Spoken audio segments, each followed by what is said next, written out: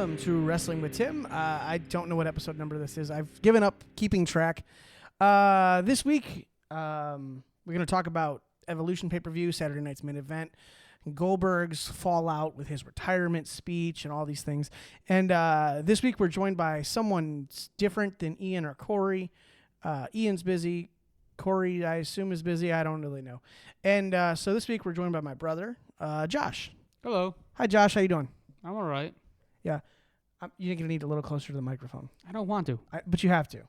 Okay. So, like, you want to keep it, like... So basically you're telling me eat the mic. Essentially, yes. Feels weird. It's okay. If it makes you feel better, you can just imagine that I sanitized it before. Oh, God. So, anyway, how are you doing? I'm all right. Still getting used to day shift. Hey, listen, don't try to give out too many new details. People will figure out who you are, I'm not. who you are, and what you do. All right, let's. This is, like I said, this is a wrestling podcast. Let's talk wrestling, shall we? Did you see? You know what? Let's start with Evolution because it's the thing that's like most on my brain right now. Did you see that? You saw the show, right? Yes, I did. What was your favorite match from Evolution? It had to be the Io Sky and Rhea Ripley match. Yeah. Such a phenomenal match. I thought the whole show was actually pretty good. I don't think anyone thought it was a bad show, which I think it speaks very highly of the female talent. There are just so many good ones. You know what I mean? Right. That it's like, I think if nothing else, they proved that the women's matches are no longer the bathroom break matches. Actually, on Raw, it was funny. After Raw ended, Hurricane Helms, you know, the Hurricane. Yeah. He tweeted, he goes, "What? Only one men's match? And they put them all in a gauntlet? Equality." Because if you watch Raw, there was no other men's match. That was the only one. They had the Roxanne and Raquel had the tag match, right? There was Nikki Bella, Chelsea Green, right? To be honest, I kind of dozed off during Raw. Oh, so Raw was great. But like it was like, and then there was the Bailey and Lyra 2 out of 3 falls. I saw that one. Yeah. That wasn't bad. It was, you know what? What? Wait, hold on. I think there was a men's match, but... Oh, no, there wasn't. The last match was a gauntlet match with, like, Penta and Breaker and everybody, ending with CM Punk. Right. Becoming number 1 contender for the world title. So, I mean, I thought it was great. Plus, you had the return of Roman Reigns. That was dope. But, so, going back to Evolution before I keep moving along, because I swear I have the worst ADHD. But I know you do. So, I agree with you that the best match on that card was that main event. I did not see Naomi cashing in. You said you called it, but I can't verify that. I'll take your word for it. I can verify it. It's in a text. Or are you going to check the group chat? I'm going to. Oh, he's got receipts.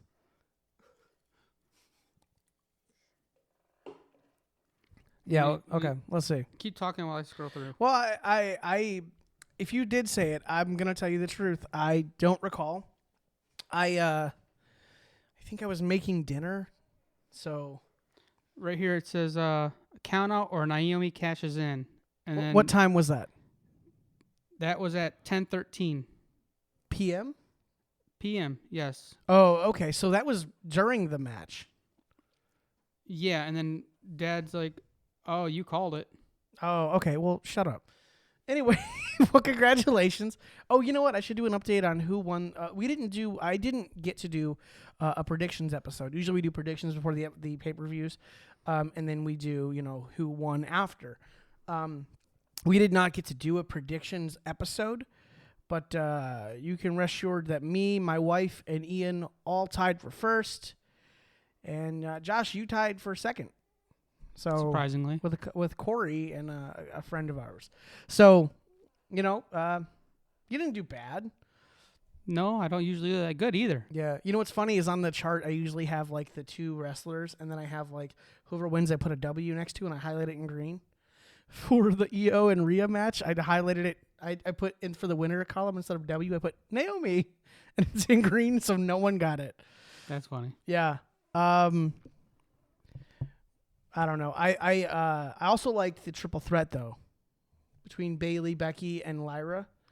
That wasn't bad. That wasn't that bad at all. I feel like they've done a lot of good for Lyra to like kind of build her up, which is beneficial because the more people you have at that level, the better off everybody is. Well, they also put her in there 2 of the strongest women in the business. Yeah. I mean, they gave her right, and that's what I think they're doing a great job of elevating people by giving them the opportunity to be with people who are better than them. You know what I mean?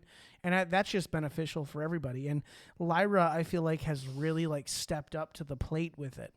I mean, her match with Becky was just phenomenal, and her match with Bailey was great.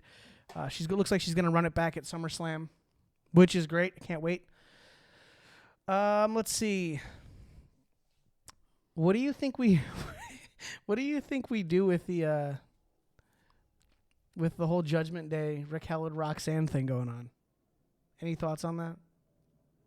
Honestly, I have no idea. I see Liv coming back and is going to end up snapping on them both.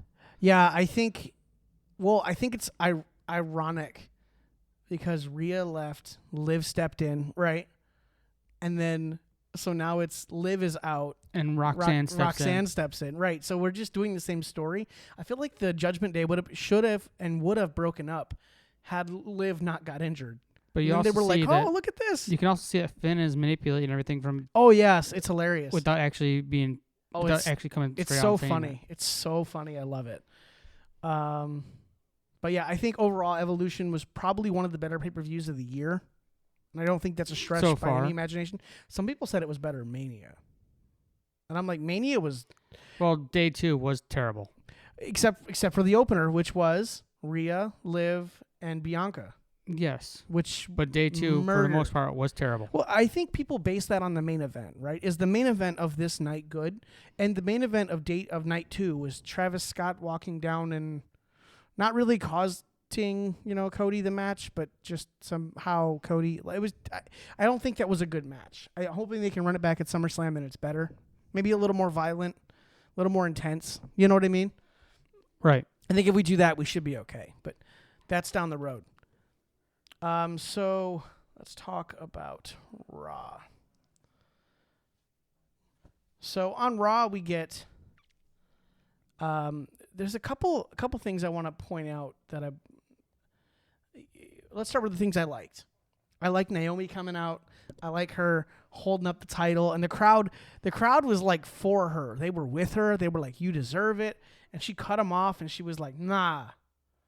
She's like, "You don't get to do that." She also holds the longest record for 7 years and some odd days. Yeah, between title reigns. Yeah. But like, I like that she, as much as like they want to like her and they want to be on her side, she didn't allow them to be. Mm-hmm. It was great, and the fact that we're gonna get a triple threat with her, Rhea, and Io.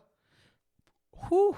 It was already a great match between Io and Ripley. And then every match they've had has been great, and I think it took till Mania for most of the people to realize Io is one of the best in the world, like bar none.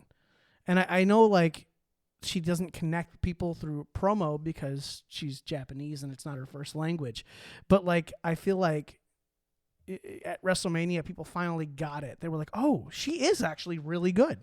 Something I could see happening though is that during that match, the triple threat, I could see Jade Cargill coming out and attacking Naomi. Why? Because I have a feeling it's still not over between them. Well, I don't think I don't think that's going to happen, and I'll tell you why. Because Jade has a match with Tiffany Stratton at SummerSlam for the women's the WWE. I could still see her attacking her. Well, hold on. For the WWE Women's Championship, right? And I think instead what we'll do is, Crown Jewel is around the corner. Champion versus champion? If we're still doing the champion versus champion thing, it's Naomi versus Jade Cargill. If Naomi wins SummerSlam, which I think she will. Through underhanded tactics, a I bet she sneaky will. tactic or someone interfering. But triple threats are no disqualification. Right. Like, I mean, literally, Naomi waited for the match to be a triple threat, and then as soon as they rang the bell, she blasted Io with the briefcase because she knew you're not going to disqualify me. Smart. So I think Naomi wins that match. I hope so because she's just killing it right now. After that on Raw, we got the Kabuki Warriors, the Judgment Day. Everybody's just killing it right now. Did you see my favorite part of Raw? Did you see the segment with after this match, Dominic Mysterio's back? The Judgment Day are leaving, right? Did you see this segment? The one with AJ Styles? Yeah, I saw that. Where he's sitting there praying, and he's like, and he looks at Dom and does the fingers to the eyes, and then he keeps praying, and then Dom starts praying, please God, don't listen to him, and he goes, no, God, please, please don't let him do this to me. It's so goofy, but I love it. It's my favorite thing right now.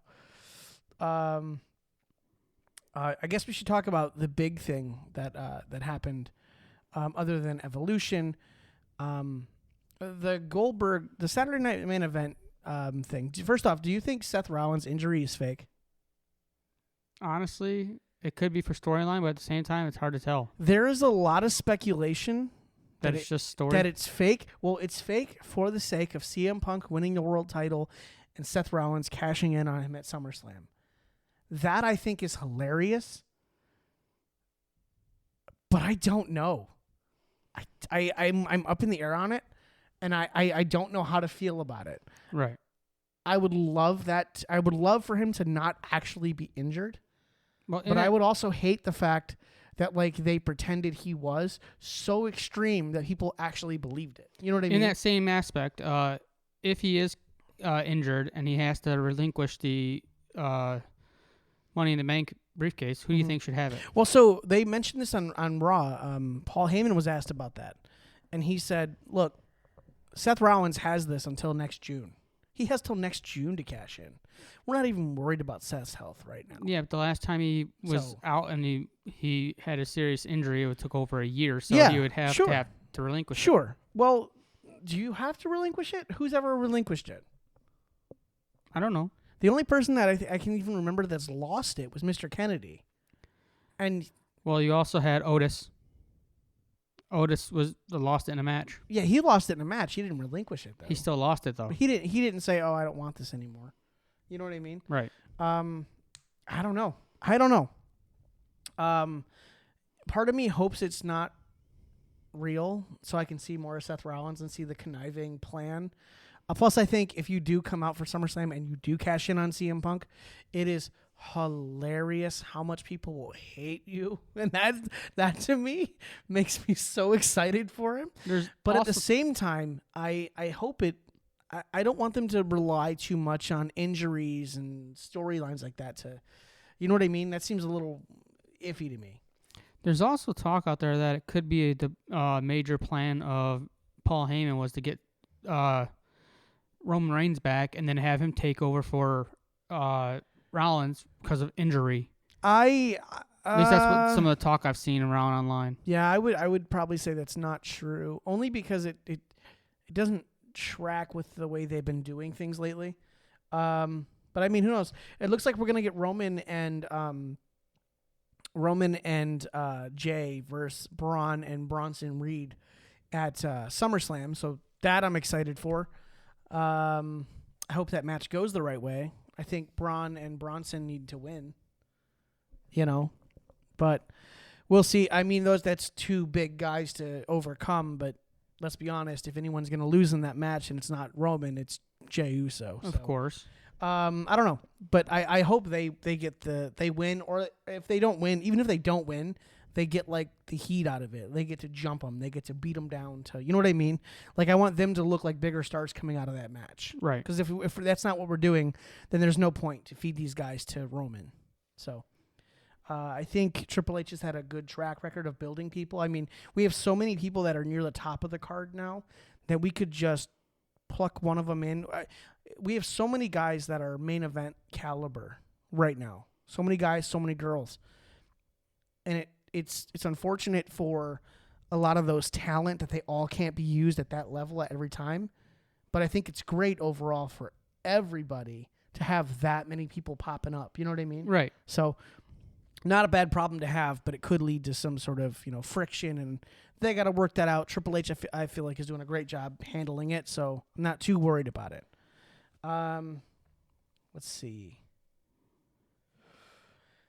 So as far as the whole Goldberg thing goes, I thought Goldberg's match with Gunther was actually really good for a Goldberg match. You've known me forever. Well, yeah, I know. But like, my point is, like, we grew up watching WCW. Yeah. And I loved Bill Goldberg.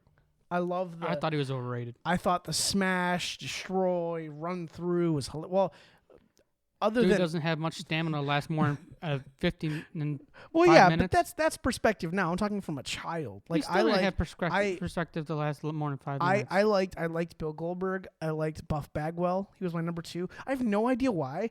I just thought he was obnoxious, and that made me laugh. Because he would do the Buff, the stuff, and he would come up with that stupid hat and just flex and look stupid. But like, I loved Buff Bagwell for some reason. So watching the Goldberg thing has been like really kind of cool for me, but also kind of like somewhat annoying. Like, you couldn't use the newer star, and why make Jay drop the title so soon after winning it? No, I'm not so opposed to that as you might think. I wanted Jey Uso to be that world champion so bad. I feel like I went to SmackDown after WrestleMania last year in Detroit, where Cody Rhodes had the title, and Jey Uso was the most over person in the building. More than Cody Rhodes, I would say. And my thought is that you have to do something with this guy, or else you're just wasting him. So they did, finally. It took them a year, but they did. They finally put the title on him. And to me, it just made sense that his title reign wasn't the longest, right? But again, it's another person popping up to the main event level that you can plug in, and no one will question it. I saw something online where they were doing this guy was doing a game show interview with Jey Uso, and he introduced himself as a soon-to-be second time champion. Mm-hmm. So don't know if they're making that into a storyline or what, or if he's just hoping for it. I think that's you have to. I feel like in a business where it's predetermined. We all know what it is, right? But considering how over he is, I feel like it's something you always have to put out there. No, I'm going to be a world champion. You have to believe you have to want to be a world champion. You know what I mean? And I feel like the moment you don't, like, why are you here? If you don't want to be the best, if you don't want to be recognized as the best, if you don't want that level of success, why are you here? You know what I mean? So I feel like that's probably just one of those things. But back to the Bill Goldberg thing, though. So what did you think of his match with Gunther? Honestly, I didn't see much of it because I was dozing. Why are you even here? I don't know. Why am I here? You told me that you wanted me here. No, so from what I did see, when Gunther did the chop and just laughed it off, and Gunther's like, "What?" So I wasn't sure how I felt about that in the moment. When I first saw it, I saw him give him a chop, and I saw Goldberg kind of smile. I was like, "Bro, what are you doing?" Right? But then, he kept chopping him, and Goldberg's expression changed, and it kept changing and changing. And I was like, I don't know if this was intentional. It turns out it wasn't. He didn't mean to do that. Yeah. He was like, I thought it would hurt more. Right. Which is hilarious. But, I guess the point was he didn't intend for it to be that way. But I think it kind of added more to it. It's like, Gunther may not chop the tree down with one chop, but he gonna chop till it does. You know what I mean? He does.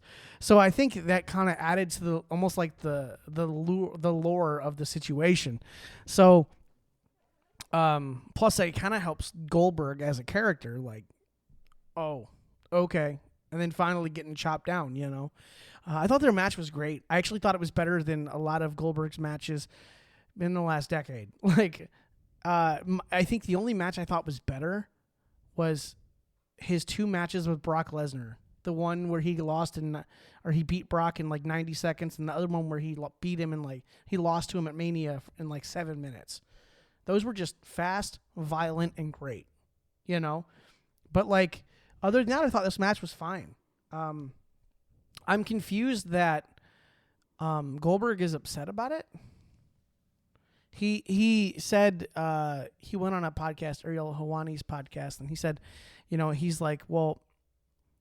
He didn't like how the match went, and he didn't like that. He didn't like that the network cut off his speech 30 seconds And then in. he said, like, well, they wouldn't have done that to The Undertaker. I'm like, no, NBC would have done that to anybody. Like, they have a hard out. You know what I mean? They're not a cable network. That was a local affiliate like thing. So it's not like they were just gonna call every local affiliate, all across the U.S. and go, hey, can you stay for another 5 minutes? 5 minutes, 5 minutes? No, you can't do that. And I mean, and to WWE's credit, they didn't stop recording when the network went down. They recorded the whole thing. You can go watch it online right now. Not only that, but he brought 91 guests with him to watch his match. That's fine. He's so you had to have 91 people file into the ring or around the ring. That's fine. He's retired. Yeah, but that took away part of his time for his announcement. I don't know. Speech. I don't know if it did, but I know that like I feel like WWE did the best they could to give Goldberg the best send off they could give him, and then he complained. He's like, "Well, it should have been I wish it was done on a PLE." I'm like, okay, but like you should have arranged that ahead of time. Saturday night's main event was in Atlanta for you. You know what I mean? The whole show was built around Goldberg's last match. And then you have Goldberg's last match last. You know what I mean? I don't know what Goldberg's upset about.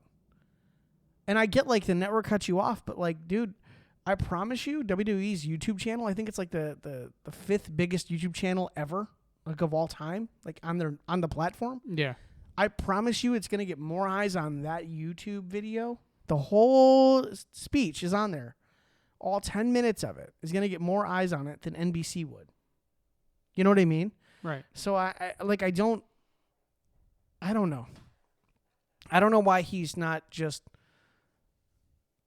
more appreciative. You know what I mean? Like they bent over the whole wrestling because he's used to getting his way since WCW. The whole wrestling That's why world. He's not used to it. The whole wrestling world bent over backward for Goldberg. Yeah. Like established guys had to lose in 2 minutes for Goldberg. Less than 2 minutes when he was in WCW. It was a spear and done. Spear jackhammer, right? Done. But like everybody has given everything to Goldberg. Usually it's people give everything they have to the business, and it's like the business gave everything to Goldberg. You know what I mean? Right. Like, but I don't know. I still love Bill Goldberg. But I'm kind of happy he's retired, and it's one less person we have to worry about randomly appearing in places. You know what I mean? Now, if we never speak of Brock Lesnar ever again. Who? Yeah, well, given this lawsuit, I don't think they're ever going to bring him back up. So we'll see how that goes, I guess. But yeah, I thought Saturday night's main event was good. I thought the Evolution pay-per-view was better. How do you feel about CM Punk versus Gunther at SummerSlam? Honestly, I don't know yet. It could be a good match, but at the same time, Gunther, once he gets that choke, seems like it just takes everyone out. But yeah, at the same time, if CM Punk can get the choke on Gunther, Gunther's gone. Maybe. I don't know. Well, that does seem to be his thing. If you hit me with my move, I die. Because right. Jey Uso did it. You get me in my own move, and I can't take it. I'm wondering. So I go back and I think the match is going to be fine. I think the match is going to be good, right? You have someone who's been in there forever, kind of know what they're doing, and then you have Gunther, who is just a beast. So I think it's going to be great. I think his pride's going to get to him. His pride's going to overwhelm him. Who? Gunther. Oh, what do you mean? So you think he loses? I think he's going to lose. Yeah, because he's always prideful and I don't know. It just seems like he thinks he's always better than everybody else. I can see it. I can see him losing to CM Punk if and only if Seth Rollins is not injured for real.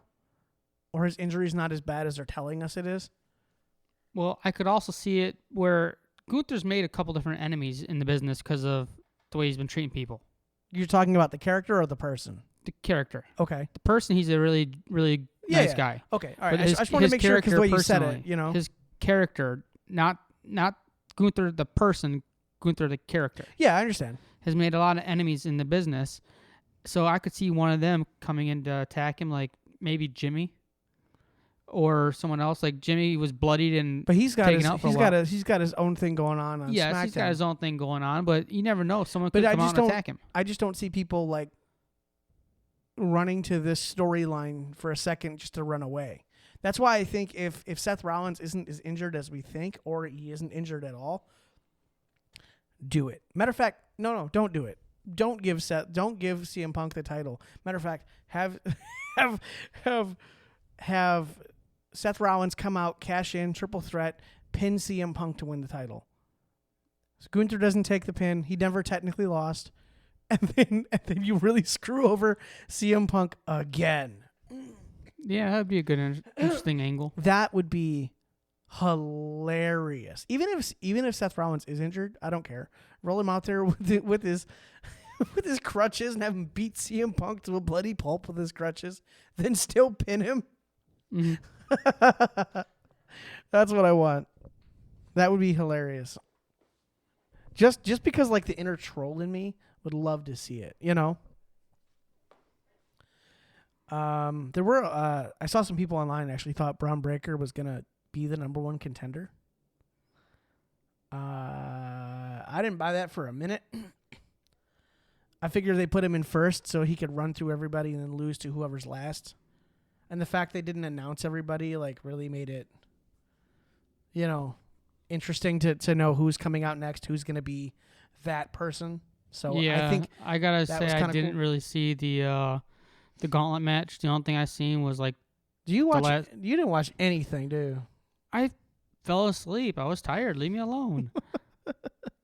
You go watch YouTube clips after so you know what you're talking about. I watched a little bit of it, but no. You knew you were coming here. You could have prepped. I could have, but I didn't. I know. How dare you? Whatever. Shoot, we could have taken 20 minutes and watched stuff on this TV right here. Could have, but you didn't do that. Okay, well, I'm sorry. But I did see how Roman Reigns came out and came back and helped Jay stand up, and instead of attacking Punk, he didn't help him up either. He did not help him. He just looked at him like, okay. But he literally, both of them stood up and then they both stared at Heyman. Yeah. So, like, that could be interesting, too. Well, it is interesting because CM Punk is the one that took Paul Heyman from Roman, and then CM Punk turned on both of them. You mean Heyman turned on both of them? What did I say? You said CM Punk. Yeah, right. CM Punk took Heyman from Roman, and then Heyman turned on both Punk and Roman at Mania. Right. Which was such a cool moment. So, is there anything else you would like to talk about on this podcast for SummerSlam? Anything coming up you're interested in, you're excited for? Cody Rhodes and CM Punk 2, or John Cena 2? Thoughts on that? Honestly, I think what's going to happen is somewhere down the line, because John Cena's only got like how many appearances left? Not a lot. 15? Yeah, something maybe. like that. Mm-hmm. And we're more than halfway through the year. Somehow so he's going to turn back to the being a good guy. And I honestly would like to see Ron Killings take the title from him, or at least cause him to lose it. Yeah, I don't think we're going to get that. I do like the more dangerous side of Ron Killings instead of the joking side coming out. Yeah. And it's just like, I don't know. It'd be interesting to see him with the title before part he of me retires, wonders 'cause that dude's 50-something years old. Part of me wonders is if like his character is now schizophrenic, because he kind of goes back and forth. Wasn't he always? I don't know. Because always talking to little Jimmy. We've never really like delve into it. You know what I mean? Well, little I just Jimmy recently was an seen a analogy, skit with Ron Killings and Triple H, and Ron Killings is saying something, and then he looks over like he's talking to little Jimmy, and Triple H looks back next to himself and goes, I don't know, he's weird. He's talking to himself. Yeah. And Ron's like, who are you talking to? But that was a while ago. Still, Yeah. So technically, But- he's but always I- been but- like that. But we don't know though. Like that's the thing is like we never actually known. But who knows? I don't know. I don't know where that's gonna go. But I mean, it is leading to it did kind of bring us to a Damian Priest and Aleister Black feud, which I am so excited for. They'd be a good tag team too. They're gonna kill each other. They'd be a instead. good tag team, no, too, as well. Because Priest keeps standing up for truth, and Aleister Black's kind of had it. You see SmackDown, he jumped him. Yeah, I saw it. Yeah, I mean, so I'm excited for that, but we'll see where that goes. But real quick though, Cody or Cena at SummerSlam, who wins? I think it'll be Cody, but by disqualification because he finally snaps on Cena Huh. and takes title and bashes him in the head. Interesting. Why? I don't know. He's just because he's bound to have a heel turn eventually, and I think this could just be So you the think catalyst. it's like you think it's like a double turn, kind of? I think it could be. That would be interesting. I Actually, think it could be the catalyst that finally makes him snap because he's held back, and every time it's cost him. see, I think John Cena becoming a face is a lot easier than we think. All we have to do is have Travis Scott come out and have him just slap the crap out of him. Just Put him through a table. Just slap him really hard. Like let him, make him feel it. What do you think about You the, do that, and all of a the- sudden you're a face. What do you think about the Randy Orton and Jelly Roll match against Oh boy. the other two? I think the match is gonna go like this. I think Jelly Roll is going to be on the apron for most of the match. Randy Orton is going to start fighting, either probably Drew, and then they'll tag Logan in, and Randy will fight Logan, and then Logan will tag Drew, and eventually they'll start wearing out Randy Orton, and I think the end of the match will come when eventually Randy Orton tags in Jelly Roll choke slams Logan Paul, and then Drew McIntyre goes to Claymore Jelly Roll. He turns around, and Randy Orton RKO's him, and that's the end of the match. Well, I don't think Jelly Roll does a whole lot. Jelly Roll has been being trained for the last 4 weeks Has he? Where'd you see that? by Jacob Fatu and Kevin Owens. They've been training him for the last 4 weeks. He's been secretly living at the Performance Center. Living? Yeah, because he did an interview with someone, and he said, "I've been secretly living there. They can't they can't make me leave because I want to learn as much as I can." Hold on. I want to find that. Jelly Roll talks. Daily training, working with Undertaker, Kevin Owens, and Jacob Fatu. I mean, my lord. Yeah, I guess so. That's cool. I did not know that. I don't know. I Man think that knows more about wrestling than I do.